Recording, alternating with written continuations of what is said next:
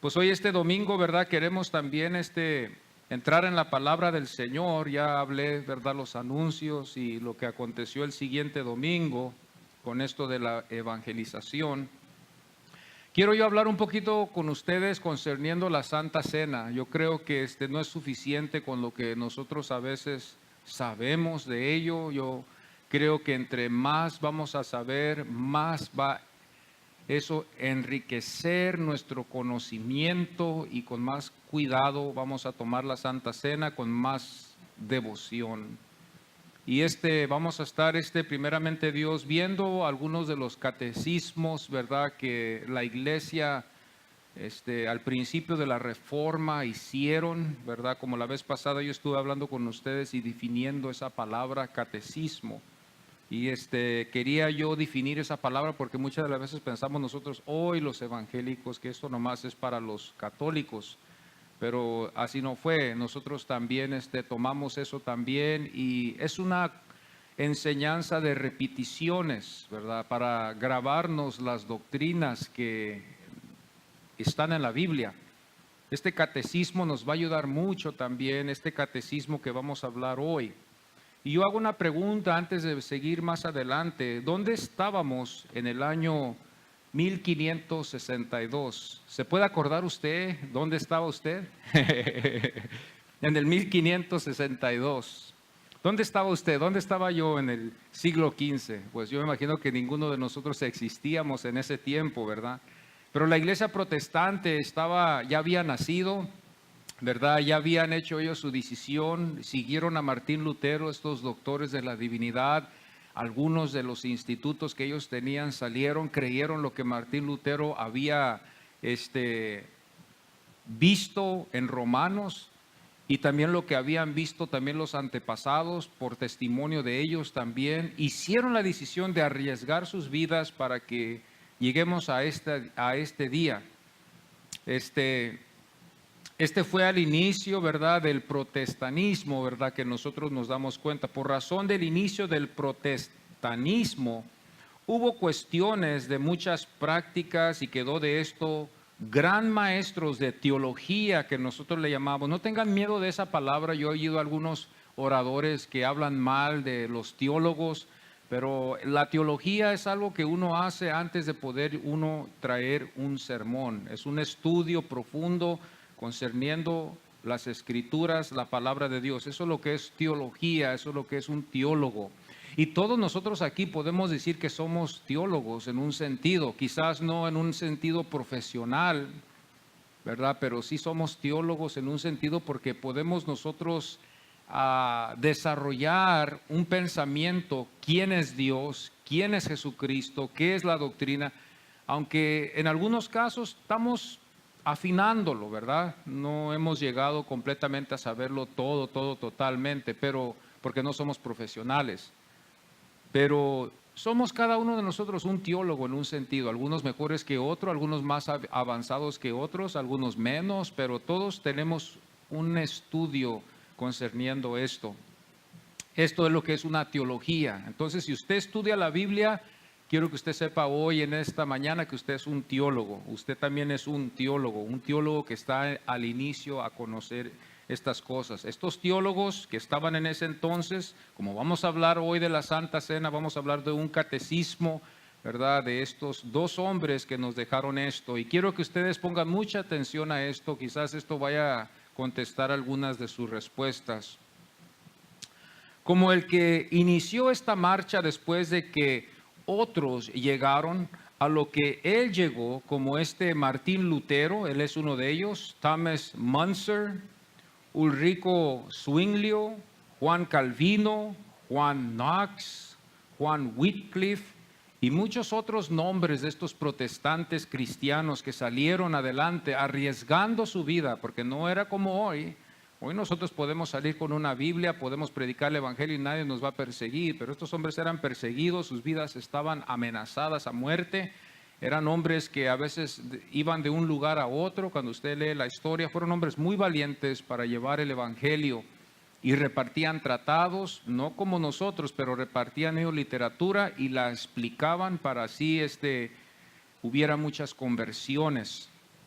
Ellos también el catecismo lo utilizaban también como en los domingos. Nosotros le llamamos escuela dominical, ¿verdad?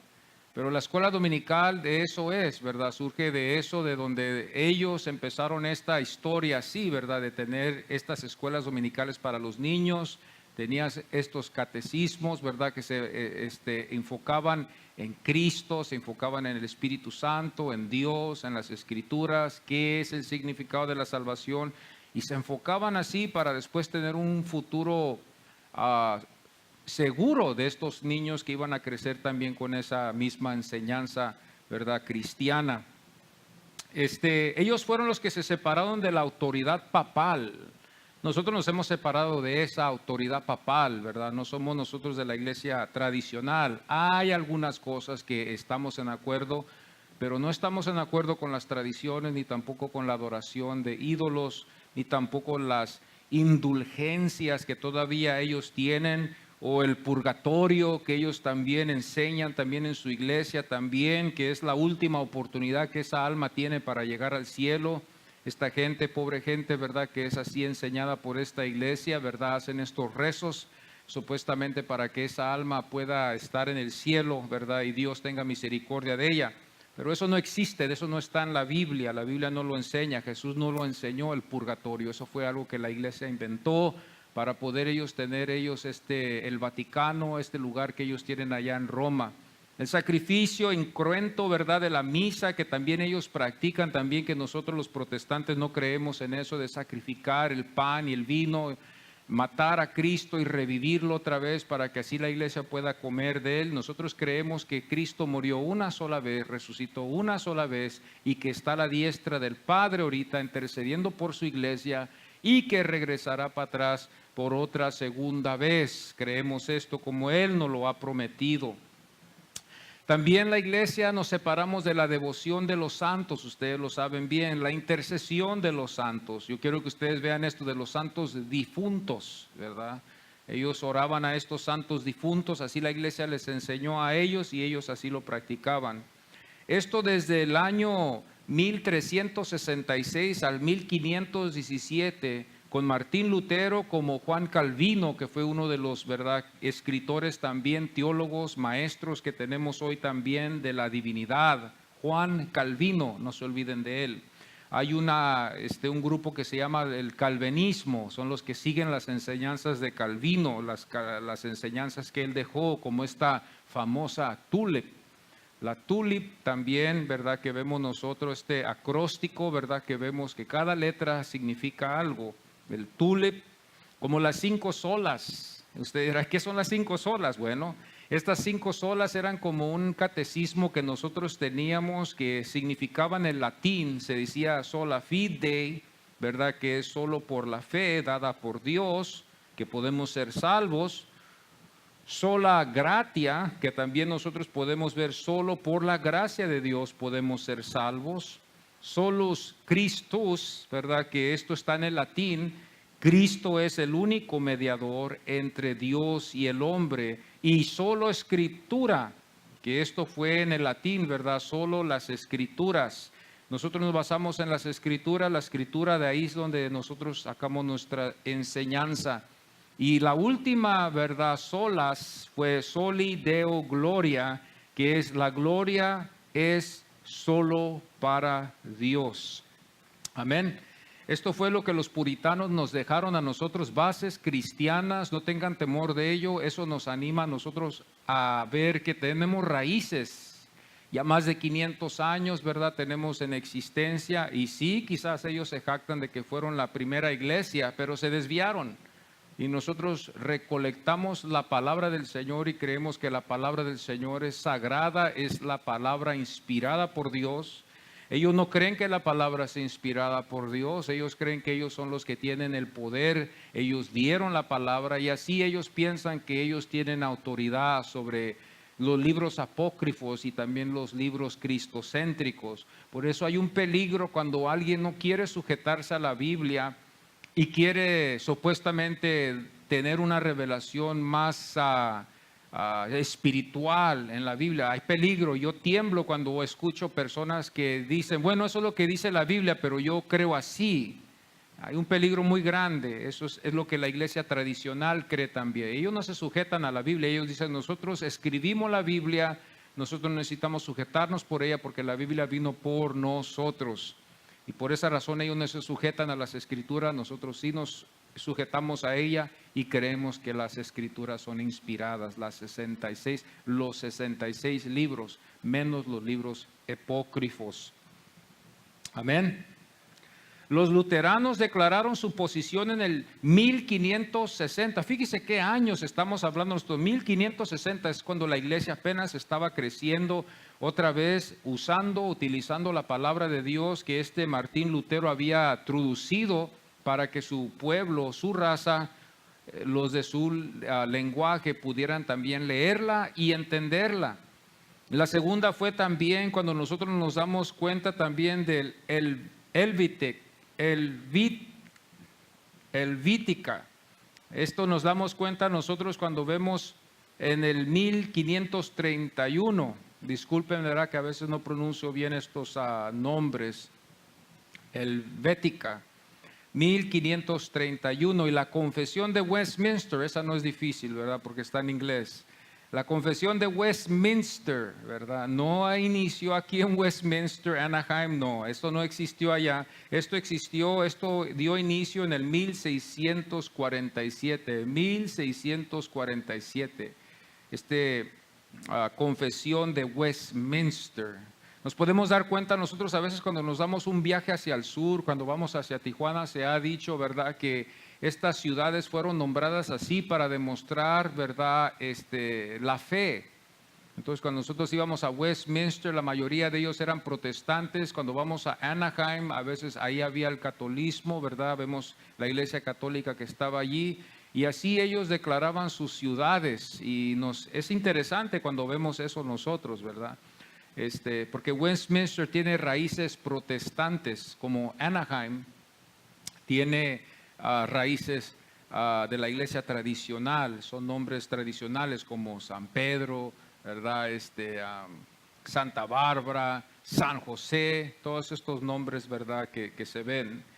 Las confesiones eran llamadas las confesiones y el catecismo. Estos eran lo que se llamaban estos escritos. Estuve yo hablando con ustedes el viernes concerniendo el catecismo de la salvación. Y nomás para confirmar lo que estamos hablando. Hoy estaremos viendo el catecismo de Heidelberg. Heidelberg, este catecismo de él, fue el lugar donde se inició esto, que fue en Alemania. Heidelberg. Y la razón que este catecismo nació fue por la cuestión de la Santa Cena. Hubo preguntas entre los hermanos que estaban sirviendo la Santa Cena y querían ellos enriquecer más su conocimiento. ¿Qué era? ¿Era igual como la iglesia tradicional católica, como ellos servían la misa? ¿O era esto diferente? Aquí está los protestantes definiendo estos teólogos que van a hacer catecismo para que la iglesia pueda tener un entendimiento profundo. Así cuando nosotros servimos la Santa Cena como lo haremos hoy en esta mañana, podamos nosotros hacerlo conscientes de lo que estamos haciendo. Y solo 3 preguntas quiero contestar y parece que son muy breves, pero están profundas porque vamos a entrar a las escrituras. Si usted tiene un lapicero, puede anotar las escrituras de estas preguntas que van a contestarlas. Si no, pues si no, ¿verdad? No se va a poder. La Santa Cena, ¿verdad?, tenía algunas cuestiones y ellos iban a tratar de darles todas las respuestas, la mayoría de las respuestas. Estas nomás son 3 más, parece que hay como 8, ¿verdad?, respuestas que ellos tienen. No estoy muy seguro, pero en caso de que haya alguien ahí que sepa cuántas hay. Pero yo sé que son más de 4 o 5 respuestas que ellos dieron, ¿verdad?, para este catecismo de la Santa Cena. Y fue en la ciudad de Heidelberg, en Alemania. No se olviden, allá es donde empezó la reforma, la reforma al cristianismo, de allá vino aquí a los Estados Unidos. Y una de las preguntas, o de las 3 preguntas, vemos que es, ¿cómo le asegura y confirma la Santa Cena? ¿Cómo le asegura y confirma la Santa Cena? La segunda pregunta fue, ¿qué significa comer el cuerpo sacrificado de Cristo y beber su sangre derramada? Y la tercera pregunta es, ¿dónde prometió Cristo que tan ciertamente dará a los creyentes en comida y en bebida su cuerpo y sangre como comen de este pan roto, así escribieron ellos, y beben de este vaso, de este vaso?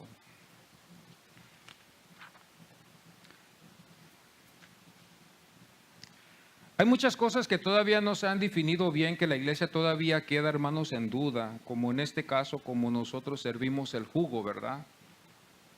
La iglesia siempre lo servía con vino, ¿verdad? El vino lo trataban de buscar que no fuera fermentado, pero esto es algo que hoy en día hay mucho desacuerdo y llegamos todos mejor a la conclusión de servir jugo, pero no es jugo, es vino, lo que se sirve siempre en la Santa Cena. La iglesia presbiteriana, ellos, ¿verdad?, la sirven con vino, ¿verdad? Es una copa que lo sirven en el tiempo, ¿verdad?, que ellos van a servir la Santa Cena, y esto viene desde allá. Entonces, pero ahora nosotros hemos decidido hacerlo con el jugo. Nunca la Biblia nos enseña que fue con jugo, fue siempre con vino. Pero vino lo trataron de buscar ellos que no fuera fermentado, o lo diluían con agua para que no estuviera tan fuerte, ¿verdad? Pero siempre fue el vino. Este catecismo para hoy en esta mañana fue escrito en el 1563. Fue escrito por dos jóvenes alumnos que fueron estudiantes de Juan Calvino, ¿verdad? Que nos damos cuenta nosotros aquí. Los nombres de estos eran Zacharias Ursinus y Gasper Oliviano. Estos dos hombres, Zacharias y Gasper. El inicio fue durante la Santa Cena, la discusión concerniendo de la real presencia de Cristo. En la guía no hubo una definición en todo, como en el caso, como tampoco lo hacían casi todos los protestantes del lugar y de la época. Por orden del príncipe elector Federico el tercero, llamó a la iglesia a que se pusieran en acuerdo en cuanto a sus doctrinas, especialmente en lo relativo a la cena del Señor. Dos jóvenes fueron llamados por este príncipe elector, ¿verdad? Federico, perdón. Fueron teólogos alemanes, ¿verdad? Que vemos nosotros aquí que por su fe habían sufrido exilio. Estos dos jóvenes, ¿verdad?, alemanes, que nos damos cuenta nosotros que nos dieron este catecismo. ¿Será esto importante? Esto nos puede ayudar a nosotros a estar seguros de lo que estamos haciendo y no dudar de que hay una seguridad en esto y que ellos nos han dejado estas enseñanzas para bendición, para beneficio nuestro. Esto lo iniciaron en el 1560 y tardaron como 2 años, hermanos, para llegar a reunir todas estas enseñanzas en este catecismo. 3 años, ¿verdad?, de investigación, de leer las escrituras, de llegar a definir las palabras para llegar a estas conclusiones y respuestas para los feligreses. Fue por orden enseñar, cada domingo había esto, cada domingo a los hermanos se les enseñaba esto, y estas iglesias, congregaciones que se reunían, escuchaban este catecismo cristiano. La raíz de la palabra del catecismo, hermanos, nosotros nos dimos cuenta que es kata eco. Esta palabra significa resonido, que se sigue repitiendo, es un resonido. Eso es lo que significa catecismo, que esta palabra nosotros la hallamos que viene del griego hasta llegar a nosotros al castellano, ¿verdad? Que esta palabra es el catecismo, que esto es lo que significa solamente un resonido, un eco que se sigue repitiendo. Eso es lo que yo llego a ver en este caso, que se sigue repitiendo para que así llegue al corazón, llegue a la mente, y así el cristiano queden estas cosas grabadas en su vida espiritual. Este lugar, hermanos, Heidelberg, fue un lugar en Alemania. Heidelberg estaba situada en el valle de Neckar de Alemania. Estos dos jóvenes fueron, ¿verdad?, como sabemos, alemanes misioneros que llevaban la palabra del Señor. Ahora vamos a entrar en el catecismo hoy, ¿verdad?, de esto. La pregunta: ¿cómo te asegura y confirma la Santa Cena que eres hecho participante de aquel único sacrificio que Cristo ofrecido en la cruz y de todas sus bienes? Otra vez voy a repetir esta pregunta que se hizo para llegar a la respuesta. ¿Cómo te asegura y confirma la Santa Cena que eres hecho participante de aquel único sacrificio de Cristo ofrecido en la cruz y de todos sus bienes? Okay, vamos a ver lo que la respuesta nos dice. Porque Cristo me ha mandado y también a todos los fieles comer de este pan partido y beber de esta copa en memoria suya, añadiendo esta promesa.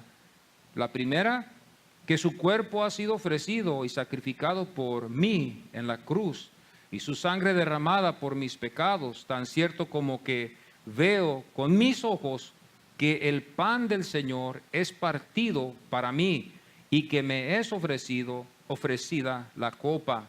Esa es la primera. La segunda, que Él tan cierto alimenta mi alma para la vida eterna con su cuerpo crucificado y con su sangre derramada, como yo recibo con la boca corporal de la mano del ministro el pan y el vino, solamente símbolos del cuerpo y de la sangre del Señor. ¿Dónde hallamos esto? Bueno, cuando nosotros vamos a la Biblia, vamos a ir a Mateo 26. ¿Qué dice la Biblia? Porque ellos se basaron en la Biblia. Esto son las escrituras que ellos se basaron. Mateo 26 al 28 dice el versículo 26, y dio a sus discípulos. Y siempre vamos a ver esto aquí, estas palabras. El versículo 27 dice, les dio. El versículo 28, porque este es mi sangre. Marcos también, Marcos 14, del 22 al 24, el versículo 22 dice, lo partió y les dio. El versículo 23, les dio y bebieron. El versículo 24, esto es. Lucas, esta es otra escritura bíblica que ellos también utilizaron. Lucas 22, 19 al 20, estos dos versículos, dice, lo partió y les dio. El versículo 20 dice, en mi sangre. Primera de Corintios 10, 16, 17, dice la palabra del Señor, dice aquí Pablo, ¿no es la comunión de la sangre de Cristo? Es una pregunta, es una cuestión. El 17 dice, siendo uno solo el pan, nosotros con ser muchos somos un cuerpo. Yo leo también Primera de Corintios 11, 23 al 25. Antes yo pensaba que estos hermanos quizás no eran muy inteligentes, ¿verdad? Yo pensaba y decía, bueno, estos hermanos en ese tiempo quizás no eran muy educados, ¿verdad? Quizás, pero nos fijamos bien que usaron mucho ellos la lectura. Esa era la novedad de ese tiempo.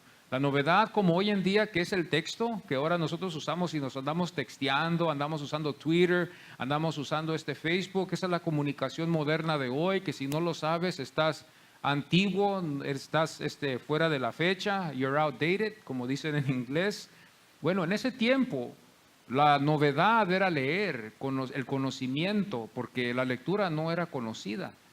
Entonces cuando estos reformadores, si lo podemos decir así, empezaron ellos a salir, a instruir a los niños, tenían que enseñarles a leer. No sabían leer ellos. La mayoría no sabía leer y los reformadores se dedicaron a la lectura y enseñaron a estos niños a leer para que ellos pudieran leer las escrituras y fijarse bien de lo que significaba. La cosa era de que ellos querían que esto se supiera, que se divulgara de que Cristo Jesús había muerto por nuestros pecados y que nosotros podemos ser salvos por medio de la fe en Él. Y eso no lo íbamos a saber al menos de que supiéramos leer. La siguiente pregunta que vemos nosotros aquí es: ¿qué significa comer el cuerpo sacrificado de Cristo y beber su sangre derramada? Esto concerniendo la Santa Cena. Y la respuesta va a ser: significa no solo abrazar con firme confianza del alma toda la pasión y muerte de Cristo. Fíjese bien, con confianza abrazamos esto, lo que Cristo hizo en la cruz del Calvario. Con confianza vamos a tomar este pan, vamos a tomar este jugo, y con esa confianza que tenemos que es por el Señor que nos ha llamado, lo hacemos con esa confianza. Y por esto medio alcanzar la remisión de pecados y la vida eterna. Bueno, ahora vamos a ver estas escrituras que nos dejan aquí, como en Juan 6:35. Cuando usted va al Evangelio de Juan, usted va a darse cuenta que el Señor aquí les habla a ellos y les dice: y el que en mí cree, aquí está la confianza, y el que en mí cree, no es una fe, es una confianza, el que, vamos a decirlo así, y el que confía en mí. El versículo 40 dice que todo aquel que ve al Hijo y cree en Él, o sea, confía en Él, porque estamos hablando de una confianza. El versículo 47 dice: el que cree en mí, otra vez, hablando de una confianza, que confía en Él, ¿en qué? Yo hago la pregunta. Dice el versículo 48 y me contesta: yo soy el pan de vida. Aquí es donde nosotros estamos dando toda nuestra confianza como creyentes en Cristo Jesús solamente.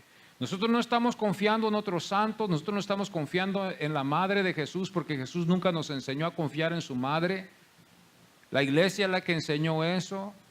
La iglesia es la que empezó, la iglesia tradicional empezó a canonizar y empezó a entrar en ese estilo, a querer canonizar a todos los santos y aún hasta su madre, y aún hasta hacer una enseñanza, doctrina de que ella también había ascendido al cielo. Es interesante cuando nosotros vemos así, que ella también ascendió al cielo y que hubo testigos. Supuestamente para ellos eso así fue. Quizás yo creo que eso fue una copia de lo que nos enseña Hechos, cuando dice la Biblia que los discípulos vieron a Jesús ascender al cielo. Ellos también quisieron hacer la madre también así en esa forma, llegando ellos a canonizarlo y hacerla también una salvadora y hacerla ella también una diosa, que no es cierto. El versículo 50 dice: este es el pan que descendió del cielo para que el que de él coma, o del que él come, no muera. Esta es la confianza que nos da vida eterna para no morir. El versículo 51 dice: si alguno comiere de este pan, vivirá para siempre, y el pan que yo daré es mi carne. Fíjense bien en esto. Esto es muy interesante cuando nosotros nos fijamos en esto. Y otra vez vuelvo a leer aquí donde dice: la respuesta significa no solo abrazar con firme confianza del alma toda la pasión y muerte de Cristo, y por este medio a alcanzar la remisión de pecados y la vida eterna, sino unirse más y más a su santísimo cuerpo por el Espíritu Santo. Fíjese, por eso nosotros que tenemos el Espíritu Santo podemos unirnos a Cristo por medio del Espíritu Santo con el cual fuimos sellados. Por eso es muy importante que el cristiano tenga el Espíritu Santo. Si es cristiano, el que tiene el Espíritu Santo puede unirse con Cristo en el Espíritu, porque tiene algo que Cristo tiene también, que nos dio a nosotros, dando el sello de que somos de Él. Teniendo el Espíritu Santo es lo que nos ayudará a nosotros el día que nosotros vayamos a partir a la eternidad. Los que tenemos el Espíritu Santo estaremos con Él. Pero es muy importante que esto sea de todo corazón, con toda confianza, y que sea de verdad. Si no es verdad, el mundo cree, el mundo piensa que el cielo es para todos, pero desafortunadamente la Biblia no lo dice así. La Biblia no lo dice así. Solamente los que están en Cristo pueden estar en el cielo, porque Cristo los ha llamado y les ha dado la licencia para poder así hacerlo. En segundo, que el tan cierto alimento que el tan cierto alimenta mi alma para la vida eterna, con su cuerpo crucificado y con su sangre derramada, como yo recibo con la boca corporal de la mano del ministro. Perdón, ya acabé ya leí eso, ¿verdad? Sino unirnos más y más a su santísimo cuerpo por el Espíritu Santo, el cual habita juntamente en Cristo y en nosotros, de tal manera que aunque Él esté en el cielo y nosotros en la tierra, todavía somos carne de su carne y huesos de sus huesos, y que de un mismo espíritu, como todos los miembros del cuerpo, por una sola alma, somos vivificados y gobernados para siempre. Aquí nosotros nos fijamos bien que esto es lo que nos enseña. Cuando vemos nosotros el versículo 53 del capítulo 6 de Juan, dice: si no coméis la carne del Hijo del Hombre y bebéis su sangre, no tenéis vida en vosotros. Era menester allá de confiar en el Hijo del Hombre, que es Jesucristo, y es menester hoy también solamente confiar en Jesucristo para que usted pueda vivir. El versículo 54, el que come mi carne y bebe mi sangre tiene vida eterna. Nos damos cuenta que Él es el único pan que hay en el mundo, no hay otro pan. Él dice: yo soy el pan, yo soy el único pan, dice Jesucristo en su palabra, y si tú comes de mí, tú vivirás. No hay otro pan que tu alma se pueda alimentar. Yo soy el único pan para que el mundo pueda vivir. El que come este pan vivirá, y el que no come de este pan morirá. Así fue tan angosto la doctrina cuando el Señor la dio. Así fue tan angosto, decir, no hay otro pan. Él no dijo, ahí viene otro que les va a dar pan para que vivan. No, Él dijo, yo soy el pan. El que come de este pan va a vivir. El que no come de este pan va a morir. Por eso nosotros hoy en este día, nosotros hermanos, comemos ese pan con confianza, porque creemos que la salvación que Él nos dio es verdad y es verdadera. El versículo 55 dice el Señor, y lo confirma en el Evangelio de Juan. Ellos también usaron el Evangelio de Juan. El versículo 55 es verdadera comida para el que duda. ¿Será verdadera esta comida? Sí es, Él lo dijo, y si tú confías lo que Él dijo, vas a creer que es verdad. El versículo 56, el que sigue, dice: el que come mi carne y bebe mi sangre, en mí permanece y yo en él. Es menester, es importante, es necesario de que nosotros comamos, confiemos de que Cristo Jesús es el único que nos puede dar vida. Cuando nosotros comemos este pan y bebamos este jugo de la vid, nosotros confiamos de que lo estamos obedeciendo, que estamos comiendo la carne, que es símbolo solamente, no es su actual carne, pero es un símbolo de su carne, de su cuerpo, y por fe lo comemos y lo creemos.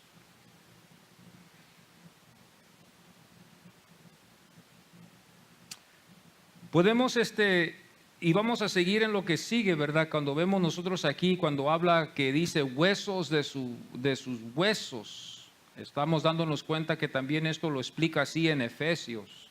Usted dice, ¿dónde vino esto? Bueno, Efesios 5, 29, cuando usted ve en la Biblia va a ver usted que aquí Pablo nos enseña y dice, porque nadie aborrece jamás a su propia carne.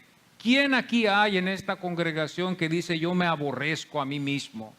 ¿Quién aquí va a decir yo me voy a cortar un dedo o me voy a picar con un cuchillo o voy a lastimarme? No me importa si pierdo una pierna, si pierdo un pie, si pierdo un dedo, si pierdo un brazo, si pierdo un dedo, si pierdo un ojo, si pierdo una nariz. ¿Quién aquí tiene esa clase de espíritu? Nadie. Todos nos cuidamos nuestros cuerpos, cuidamos nuestro bienestar, queremos lo mejor para ello, y así Cristo, nosotros siendo del cuerpo, Él también nos cuida porque somos del cuerpo de Él. Porque dice Pablo en Efesios 5:29, porque nadie aborrece jamás a su propia carne, como también Cristo a la iglesia, no la aborrece, la ama, la cuida, la sustenta, la ayuda, está con ella, con su verdadera iglesia Él está. No es el templo, nunca digamos que es el templo, el edificio, nomás es un edificio. Él está más interesado con el alma que Él llamó, que Él escogió, que Él salvó, que Él le dio vida. Esa es la alma que Él está interesada. El versículo 30 dice, de su carne y de sus huesos. Efesios 3:19, para contestar esto otra vez, dice, para que os dé el ser fortalecidos con poder en el hombre interior por su espíritu. Este es el espíritu que está con Él allá en el cielo y que está aquí con nosotros también en la tierra. Nos fortalece, nos ayuda, nos admiramos. Ayer oí un testimonio de un hermano decir, hermano, a veces yo quiero tirar la toalla, fíjese. A veces yo quiero tirar la toalla por las situaciones que se ven aquí, pero veo que algo me ayuda y me fortalece. Ese es el Señor que sostiene a los que son suyos. Nadie va a poder servirle al Señor si no es con solo la pura ayuda del Señor. El que, hermano, es del Señor, el Señor lo fortalecerá hasta el fin, lo sustentará. Va a haber pruebas, va a haber enfermedades, va a haber luchas, va a haber fracasos, va a haber derrotas a veces en nuestras vidas. Claro que sí. A veces estas cosas no se hablan, pero así es, a veces pueden pasar. Disoluciones, sueños que nunca acontecieron. Tuvimos un sueño, pero no aconteció así. Todos tuvimos un sueño. Y esas cosas nos pueden alejar de la fe, nos pueden alejar de Cristo, pero porque somos de Él en verdad, Él siempre nos trae para atrás. Es lo que hace Él con los suyos. Él los trae para atrás, los sustenta, los fortalece. Nos alejamos, pero sabemos que Él otra vez nos va a traer para atrás. Nos trae para atrás, nos sustenta, nos ayuda, nos fortalece por medio del hombre interior, que es el Espíritu que está en nosotros. Porque dice la Biblia también en 1 Corintios 6:15, cuando nosotros tomamos la Santa Cena, esto es lo que acontece. ¿No sabéis que vuestro cuerpo son miembros de Cristo? Oh, bendito el Señor. Es una bendición que Cristo esté en nosotros, pero también nos lleva a pensar. Porque imagínense que Dios esté con nosotros todo el tiempo. Bendito sea el Señor. Que el Señor esté con nosotros en todo tiempo. Por eso muchas de las veces tenemos que al Señor humillarnos ante Él y confiar que Él nos va a perdonar. Amén. Y confiar en lo que dice la palabra del Señor, que Él es un abogado para los que son de Él, y Él es la propiciación que tenemos para poder acercarnos a Dios, porque Él va con nosotros en todo lugar. Por eso Pablo les enseñó a los hermanos corintios allá que ellos no se unieran con las prostitutas, eso es allá, que había en ese tiempo en los templos, porque en esa cultura así fue. Y quizás algunos hermanos inmaduros querían todavía seguir practicando eso, y Pablo les dijo, ¿cómo ustedes van a ir a hacer eso, andar entre eso y vivir en eso, en esas cosas y practicarlas como una religión, como que si eso está bien? Eso no es, porque ustedes tienen a Cristo ya. Cuando ustedes van a esos templos, ustedes están llevando a Cristo, al Espíritu Santo lo están llevando a ustedes allá. Fíjese lo que podemos hacer hoy en día. Que Dios nos ayude a cada uno de nosotros. Primera de Juan 4:13 dice, y Él en nosotros, en que nos ha dado su Espíritu, por esa razón. Primera de Juan 4:13, y Él en nosotros, en que nos ha dado su Espíritu. Juan, el Evangelio de Juan 15:1-6, y estamos yendo a las Escrituras para confirmar lo que estaban hablando estos hermanos. Juan 15:1-6, para confirmar que Él está en nosotros. ¿Qué nos dice Juan? Juan dice en el versículo 1 hasta el 6, yo soy la vid. Jesús dijo, yo soy la vid. El versículo 2 dice, todo pámpano. ¿Quiénes son los pámpanos? ¿Quién es el pámpano? No me necesita contestar, pero yo le hago esa pregunta. ¿Quiénes son los pámpanos? El versículo 3 dice, estáis limpios. El Señor regenera a los que son suyos. Aunque por fuera quizás no nos vemos muy regenerados, pero Dios es santo y cuando Él habita en nosotros, Él regenera el corazón. ¿Cómo lo hace? No lo sabemos. Pero el Señor regenera el corazón, lo limpia, lo purifica y ahí habita en tu vida. Ahí está Él en tu vida. Aunque nosotros por fuera a veces necesitamos el aseo, el corazón ya está regenerado, está limpio para que Él pueda habitar ahí. Estáis limpios, les dijo el Señor. El 4 dice, permaneced en mí. O sea, tenemos que permanecer en el Señor. Esa es la clave. El 5 dice, yo soy la vid. El 6 dice, el que en mí no permanece será echado fuera. Será echado fuera. El que en mí no permanece será echado fuera. Efesios 4, 15 dice, crezcamos en todo en aquel que es la cabeza. El 16 dice, de cada miembro recibe su crecimiento para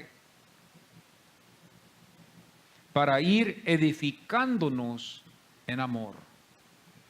Esta es la pregunta que nosotros estamos viendo, la segunda pregunta, ¿verdad?, que ellos hicieron. ¿Qué significa comer el cuerpo sacrificado de Cristo y beber su sangre derramada?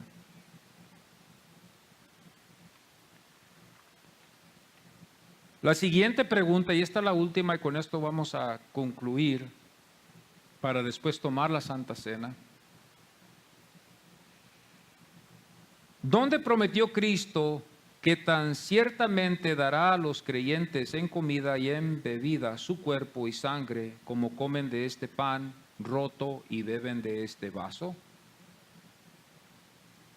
La respuesta, en la institución de la cena, cuyas palabras fueron, ¿qué fue las palabras que dijo el Señor? Bueno, cuando vamos a Mateo 26 al 28, nos fijamos bien que el Señor aquí es donde instituyó la Santa Cena. Todos deben de tomar la Santa Cena. Si yo me ofendo cuando no queremos tomar la Santa Cena, y yo no soy el que lo están haciendo para mí, sino que lo están haciendo para el Señor, póngase a pensar cuánto usted no ha de ofender al Señor cuando usted no lo hace. Qué tan grande amor, hermanos, Dios tiene para las almas. Y Dios sabe lo que Él está haciendo. Pero si nos ofendemos nosotros, y en caso de que nosotros invitamos a alguien, yo los invito a todos ustedes un día a la cena. Esto nomás es un ejemplo. Los invito un día a la cena, a una cena, vamos a preparar comida, vamos a tener carne, pollo y todo, y todos están invitados. Vamos, no hay necesidad de traer regalos, es nomás una cena. Vamos a tener un convivio, nos vamos a sentar todos juntos y a tener un buen convivio, y nadie va. Y nomás, o quizás de los que invité, nomás 2 llegan. ¿Quiénes son los que van a llegar? Quizás los que me estiman más. Quizás los que ven que no me quieren lastimar, van. Pero los que no van, quizás hay otras cosas mucho más importantes para ellos. Póngase a pensar en eso. Hay otras cosas mucho más importantes que eso. Sí, hay excusas, pero el Señor no ve las excusas como razones para que nosotros digamos, no puedo estar ahí esta vez, no puedo estar ahí la otra vez, no puedo estar ahí la otra vez. El Señor se ofende, hermanos. Y ahí es donde nosotros vemos, donde la Biblia dice que contristamos el Espíritu Santo. El Espíritu Santo es contristado.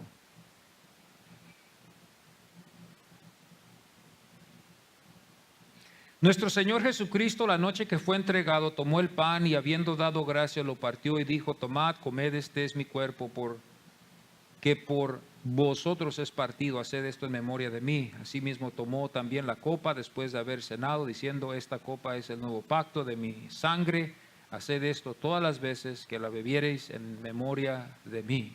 Es en memoria del Señor. Cuando nosotros venimos a tomar la Santa Cena, lo hacemos en memoria del Señor. Pues todas las veces que comieres este pan y bebieres esta copa, la muerte del Señor anunciáis hasta que Él venga. Esto lo hallamos en 1 Corintios 11, 23 al 26, del 23 al 26. Porque yo recibí del Señor lo que también os he enseñado. Pablo sigue con la misma enseñanza. Toma lo que Cristo hizo, lo que Cristo instituyó allá con el Evangelio, cuando vemos en el Evangelio de Mateo, y él lo afirma otra vez en 1 Corintios 11, 23. Y también en el versículo 24 dice, tomad, comed, este es mi cuerpo. El versículo 25 dice, esta copa es el nuevo pacto en mi sangre. Mateo 26, 29 dice, y os digo que desde ahora no beberé más de este fruto de la vid. Este fruto de la vid. Efesios 5, 26 dice, para santificarla, habiéndola purificado en el lavamiento del agua por la palabra. Tito 3, 5 dice, sino por su misericordia, por él, lavamiento de la regeneración. Esta es la regeneración espiritual que les dije a ustedes, que es la que hace el Señor antes de entrar al alma del corazón del pecador. Él regenera el corazón, imparte fe para que crea. El creyente cree, recibe, abre su corazón y el Señor entra en él y habita en él por medio de la fe. Estos son los pasos que también nosotros vemos también que los reformadores nos dejaron, la orden de la salvación, que le llaman en el latín orden salutes, que nosotros nos damos cuenta que hay una orden especialmente que nosotros no, pues ¿cómo acontece esto? Muchos en las iglesias, ¿cómo acontece la salvación? ¿Qué surge? ¿Qué pasa? ¿Qué es lo primero que está aconteciendo? Bueno, lo primero que vamos a ver que va a acontecer va a ser la elección, porque si no eres elegido no eres salvo. Es lo primero, que Dios está en el plan de salvar a los que Él ha elegido, eso es lo primero. Y ya cuando tú estás elegido, que tú no lo sabes, yo no lo sé, yo no lo supe, ni me interesaba tampoco, porque era pecador. Porque yo no me puedo acordar cuando yo era joven que me interesara ser elegido, no me preocupaba a mí. ¿Usted piensa que al pecador le preocupa a él no ser elegido por Dios? Le importa un comino, por eso el trabajo le importa más, por eso el dinero le importa más. ¿Por qué? Porque no lo sabe. Esa es la ignorancia del pecador, y también puede ser nuestra también, porque nosotros también como humanos podemos también hacerlo así. Pero Dios elige, Dios predestina al que es elegido. Pero vemos la regeneración antes, porque somos pecadores. Dios regenera al que es elegido por Él. Nadie puede tampoco puede decir, porque hay preguntas así, pues ya soy elegido, ya no necesito a Cristo, ya yo soy elegido.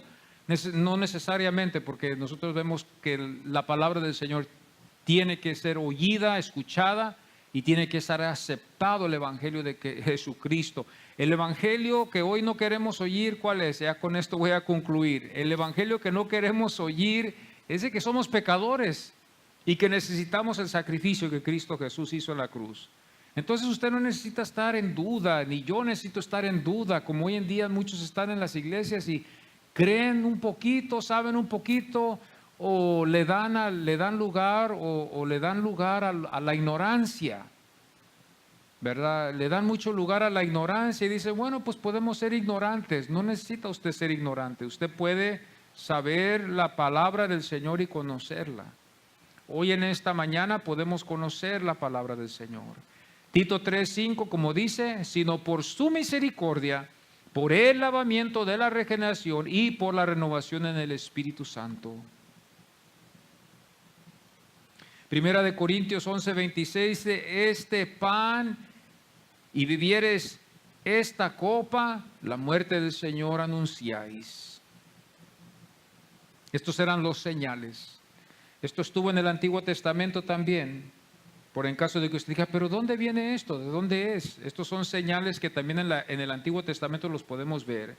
Génesis 17:11 nos demuestra que había señales para pactos. El primer señal que podemos ver para el varón, que era para confirmar que había un pacto con él y Dios, era la circuncisión. Esa era la fe, esa era la confianza hebrea de que el hombre varón, cuando era llevado el día octavo a ser circuncidado, cuando era pequeño, lo llevaban, lo circuncidaban, le daban su nombre y era ya ciudadano y podía con esa señal ser considerado parte del reino de Dios, que Dios tiene un pacto con él. Hoy el señal que nosotros tenemos es el bautismo en agua. No salva el bautismo en agua, como también no salvó la circuncisión. Muchos fueron circuncidados, pero no cumplieron la ley. fueron de ahí, del pueblo de Dios, pero no fueron ellos, no fueron salvos. Entonces esto es, los señales también lo vemos en Éxodo 13:9, donde vemos que se untó sangre en los postiles de la puerta, si se puede decir así, y ahí hubo un señal para que no pasara el ángel de muerte. Primera de Pedro 3, versículo 21 también nos demuestra otro. Y nos damos cuenta también en Primera de Corintios 10:3 y el versículo 4, el versículo 3 y el versículo 4, el capítulo 10 de Primera de Corintios, el alimento que ellos comieron que fue señal de que estaban ellos bebiendo lo mismo, estaban bajo la misma cobertura de Cristo, este pueblo, porque Cristo siempre ha existido, Cristo, su Espíritu siempre ha existido y estuvo en Jesús. Por eso nosotros creemos que Jesús es Dios, Él fue y es Dios y ascendió al cielo, ¿verdad?, en cuerpo para representarnos a nosotros. Así vamos a concluir con esta enseñanza y vamos a tomar la Santa Cena. Yo no sé si estamos preparados para tomar la Santa Cena. Voy a pedir a mi hermano antes de salir si podemos el sonido. Vamos a tomar la Santa Cena hoy en esta mañana, los que hemos llegado hoy. Así los hermanos, ¿verdad?, que están en la cocina, las hermanas que están en la cocina y que quieran pasar a tomar la Santa Cena, pueden también ellas para tomar esta Santa Cena y así poder todos juntos reunirnos en esta Santa Cena. Yo no sé si hay alguna pregunta, ¿verdad?, una duda en esta mañana concerniendo este tema de la Santa Cena. Bueno, pues vamos así a seguir adelante.